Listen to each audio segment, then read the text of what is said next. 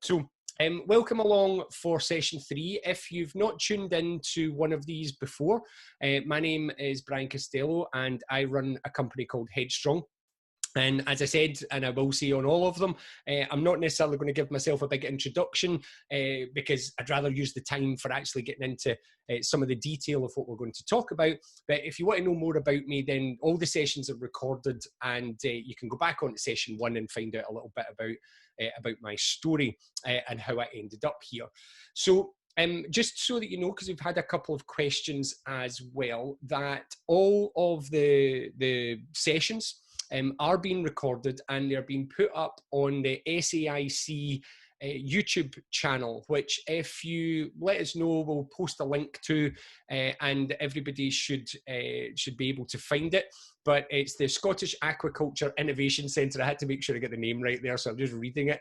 But if you look for that, I was going to mess it up there, Scottish Aquaculture Innovation Centre YouTube, then you'll find them on there, and they're even getting like nice intro screens and all sorts of stuff on them. So it's a lovely job, and they're up there in their entirety for you to watch whenever you want. So maybe if something gets said in one of these sessions that you think, okay, that's really interesting concept, I'd like to think about that a little bit more, you can reflect back, you can jump just to that little section, and you can see how it goes. So we are on session 3 today, and just so that you know, in the first 2 sessions, what we talked about was a little bit about how our brains function. What is it that happens inside our minds? How does our minds filter reality? What is normal, for instance? These types of things. We've started to discuss the concept of these different things. We talked in the first one about how thoughts cause feelings, and about how when we are looking, apologies by the way if I'm flicking in and out, I'm hoping that I shouldn't be very much, but apologies if I'm going to put the chat up just so that I can see. If for any reason, if I do freeze completely, if you let me know, I can't quite tell, but it kind of come up, but it seems to have gone at the moment, and I'm hoping that I can keep this connection going as much as I can. I've been having Wi-Fi issues. I'm getting a new router on Monday. I've got to admit, my broadband company have been pretty good about trying to sort me out. So there's a brand new router coming on Monday. Anyway, so I'm trying to remember. Yeah, so we were talking about thoughts cause feelings. And then on Wednesday, what we talked about is how our mind is almost a filter. It's like a bubble, and how this bubble is filtering our reality, where we're ignoring certain things and we're missing certain things that are happening, where we're twisting our reality to make it fit our belief systems and what it is that we want. And also we're making assumptions based on our experience and saying, well, if this happened here and this happened here. Now, sometimes this works really well for us, and sometimes it doesn't so much. And what we're going to do today is we're going to expand on that. You know, we have this bubble. So if you imagine this bubble, the skin of a bubble, and the question is, well, where does that come from? How is it made? And can we have a look at how it's made to the point where we can start to look at ourselves and go, well, that makes sense. When we start to look at our history and go, oh, so it was my mother's fault all along. Well, no, we're not going to get to that. I promise it's not your mum's fault. Although she might have had something to do with it, but we'll get into that. She might have developed you into being a fine and upstanding and fantastic person, as well as anything else that you might have mummy issues wise. But anyway, so let me start today though, a little unusually, by telling you a bit of a story. Now, it's a story about a girl that I once knew many, many years ago. And this girl had a very interesting experience when she was growing up. It's going to be relevant into what we're going to talk about a little bit later on. And what happened was that as she was growing up, she got to 4th year. Now, 4th year in Scottish schools is around about 15. I know many of you will know that, but I know we're talking to an international community here. So it's about 15 years old. It's the first year where you have to sit exams. And it's also the first year where perhaps, you know, that you have the responsibility where actually you could leave school at the end of it. Now, at the end of this year in school of 4th year, normally I think that's year 10, by the way, in England, and I don't know internationally, But what happened was that she was given a school report, as you would get from your teachers. And this school report said on it that she would achieve exactly what she deserved from life, i.e. nothing. Now, just think about that for a second. It's a very different time in teaching, I must admit, when this report was given, but still, there's motivation and support from an educational professional for you. She will achieve exactly what she deserves from life, i.e. nothing. Now, the reason that actually, or what had happened, was that she had put quite a lot of work in, and she put a fair bit of work in, but there was a lot of distractions. This can happen in our lives when we're 15 years old. You know, there was things happening at home, there was just things happening socially, there was a lot going on, and a lot of it, and some of it, relatively big stuff. And then, you know, we get this, she gets this report. So she decides to stay on for another year in school. And in Scotland, there's another set of exams that can be done at that point. And she works really hard. But yeah, again, she doesn't quite get the results that she's going to be getting. Now, she doesn't get a nasty report this time, but she doesn't quite get the results that she's looking for. What happens at the end of this year, though, is that she comes up with a decision inside her head. Now, it had been started a year before, and that's why it's relevant to what we're going to talk about today. Her bubble became tuned. And what did her bubble become tuned to? The fact that she was obviously, because she put a lot of work in and hadn't got the results. So she'd felt as if she'd put a lot of work in and hadn't got the results. So therefore, she must be stupid. It must be that. She just mustn't have the intelligence to be able to do what it is that she wants to do. Now, in mixing with that, also, that basically what she should do, and I'm going to use I think it's a kind of British phrase here. Again, I don't know where everybody's from, but to use a little bit more of a British phrase, is that she should stay in her lane. Basically, what I mean by that is that she should accept where she comes from, who she is, and that that's just who she is, and she should stop having aspirations to be anything more than this. And that's how she basically lived her life. As she grew up, she had a variety of jobs. And in fact, when I first met her, she was working for McDonald's restaurants, like McDonald's, the hamburger restaurants. And I was working there too. Although I was somewhere else, but we kind of knew each other just very vaguely through these types of things. And this was pretty much it. What happened was that she decided that even though, excuse me, she was working very hard, that was what she did. She worked very hard, but she should never really think that that's going to lead her anywhere, because it didn't at school. She become stuck in, again, what I'm going to call a normal, which we're going to spend a whole lesson on Wednesday next week. So she becomes stuck in this normal, this idea that basically what's happening is that this is just the way that it is. And then what happens one day is that much further on than that, she goes for lunch, and she goes for just a family lunch, and she's sitting around a table when she says words that will change her life forever. And what she says is, just casually, because this is how it works inside her head, as she says, people like me don't go to university. Now, they're interesting words, aren't they? I mean, they say a lot about how somebody's bubble might be functioning. You know, like, people like me don't go to university is ultimately a belief system. Now, you think about you. Where was it that you got inspired to end up doing what you now do? Maybe you're one of those people, sorry, my tea bag's in the way, and you're now thinking, why is his tea bag still in the tea? It's peppermint tea, everything's okay. I'm not that strange that I have tea, normal tea with my tea bag still in. Anyway, why am I talking about my tea? So I'm just trying to clear my throat here. So basically, how was it that you became inspired to go to university? Did you fall into it? Was it something that just happened? When you think about things like even potentially bigger things in life, you know, I don't know what you believe about yourself, for instance. I don't know what you believe about you. Do you believe that you're good enough? Do you believe that you're really good at what you do? Where did that happen?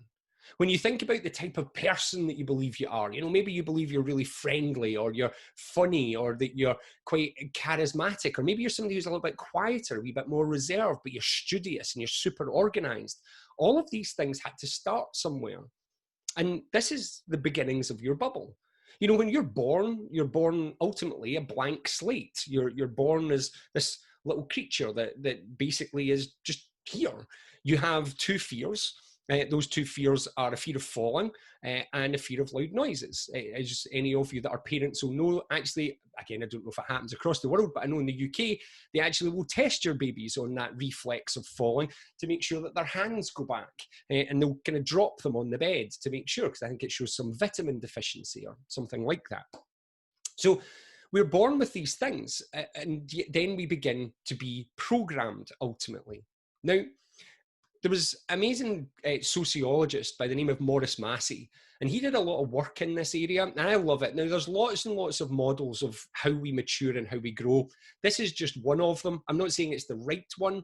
I'm just saying this is one that I like, and I think that it really, for me, makes sense. And when I look at the clients that I work with, when I work with young people especially, I love to work with young people, but even when I work with adults, I can tell that I can see these periods, as I call them, the Massey periods, kind of going through people's lives. So what are the Massey periods? Well, first of all, and he puts them into 7-year blocks, you have from birth until 7 years old. For the Scottish people on here, that's up till about primary 3.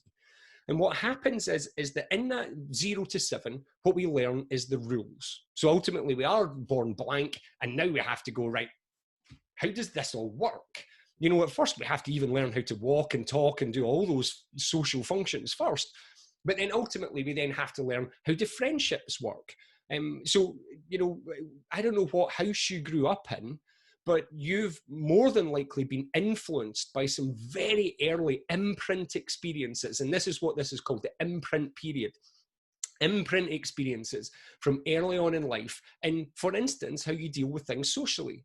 If you grew up in a house, for instance, where there was just a revolving door, you know, of aunties and uncles and grandparents and friends just constantly going through, where your mum and dad entertained all the time, and, you know, there was always people there, always adults around or cousins around or things like that, that will have shaped you.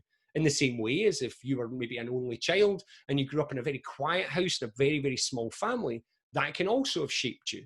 Now, I can't say how it's shaped you, because ultimately you might be somebody that goes, oh yeah, my mum and dad were really social when I was younger, so now I have 5 million friends and I'm always having dinner parties. Then again, you might go, oh, my mum and dad always had people over and it did my head in. I hated it. And now who you are is somebody that's quite happy to have one friend over once a year. And even then, the timing is very efficient. And at 11 o'clock, you leave because I want my own space back. And that might be who you are. And of course, the opposite applies to maybe if you grew up in a quiet household. Now, this is just one example of how the imprint experience works. But ultimately, what you're doing here is you're looking around you, big wide eyes, like a just open child, and you're learning the rules. Then what happens? At 7 years old, up until around about 14 years old, things change. All of a sudden, I'm going to sneeze. Sorry about that. I need drinks of tea. I'm sneezing. I don't know what's going on here at all. Anyway, so then what happens is 7 to 14 happens. And we call this the modeling period. And what we're looking for in the modeling period is we're looking for role models.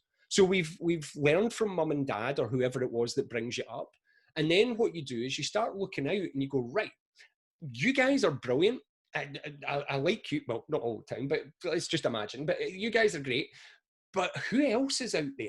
Like, why do I have to go to bed at 8 o'clock when Mark over there goes to bed at 10:30 and Abigail over there doesn't go to bed at all and just walks around like this all the time because actually her mum and dad don't even have a bedtime and they say that she can stay up until whenever she wants to. So ultimately we start to realize that our normal maybe isn't normal. Now, from a mental health perspective, this creates a bit of a rock because sometimes this is the first point, so around about 7 years old, for many people is about the first time that we start to realize that what we've accepted isn't actually really how it is for everyone. So for example, classic example of this, somebody that grows up in a single parent family, that it's just mum all the time or it's just dad all the time, that's just normal, that's just normal.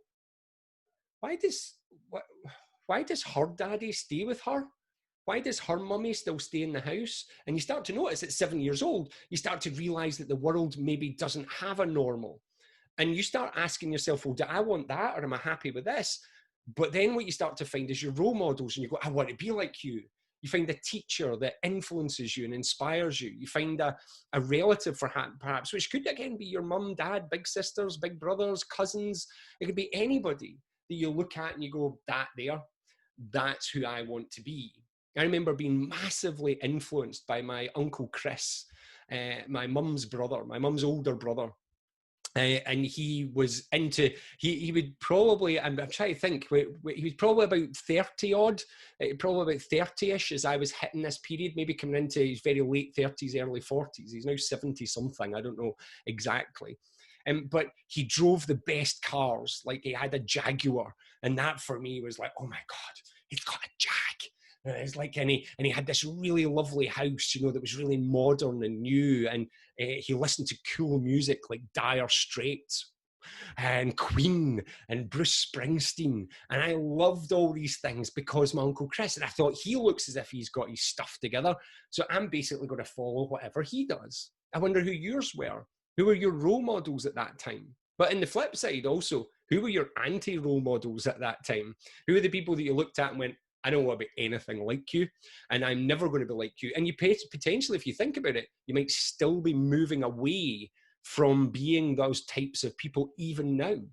It might even have been somebody, in fact, I was speaking to someone recently who was talking about an experience that they remembered when they were about 8 or 9.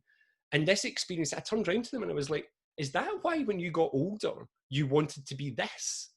And they were like, I'd never thought of that. Yeah, do you know what? It probably is. This one experience that lived in their head still to this day that actually was connected to decisions they made about their career. Not what they do now, but it was at that point.